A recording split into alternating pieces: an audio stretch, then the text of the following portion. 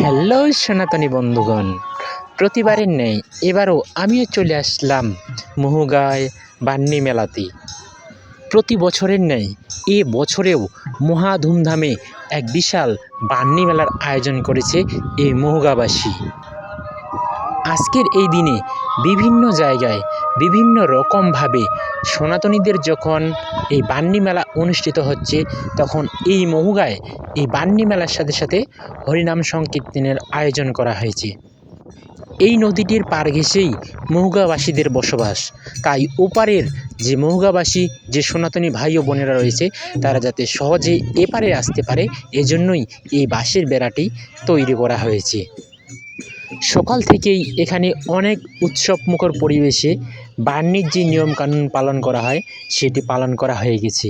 আর আমি এসেছি ঠিক 12টার দিকে, ঠিক দুপুরে, তাই সকালের দৃশ্যটা আপনাদের সামনে তুলে ধরতে পারলাম না, এজন্য আমি আন্তরিকভাবে দুঃখিত। এখন এই সময়ে এসে যেটুকু পারতেছি আপনাদের সামনে তুলে ধরতেছি। চারদিকের পরিবেশটা ঘুরে দেখার পর আমিও চলে আসলাম হরিনাম শ্রবণ করতে। তবে একটা কথা ভালো করে মনে করে দেখেন যে এই দুপুরে যেসব ভক্ত এইভাবে বসে হরিনাম শ্রবণ করে, তারা কিন্তু সত্যি খাঁটি ভক্ত হয়ে থাকে। তারা দূর দূরান্ত থেকে আসে শুধুমাত্র এই কৃষ্ণ নাম শ্রবণ করার জন্য।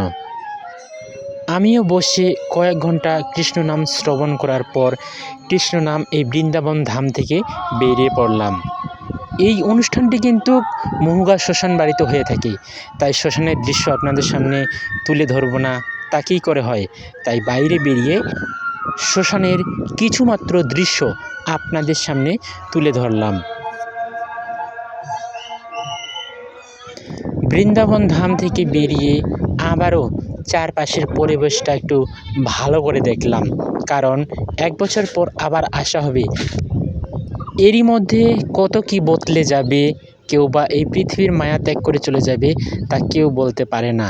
এজন্য এই ব্রিজটি ভালো করে দেখে নিলাম, কারণ পরের বছর এটি নাও থাকতে পারে। যদি আপনারা কখনো ফ্রি থাকেন, তাহলে এই মহুগায় শ্মশান বাড়িতে একটিবার এসে ঘুরে যান, আপনার মন অনেক শান্ত হয়ে যাবে।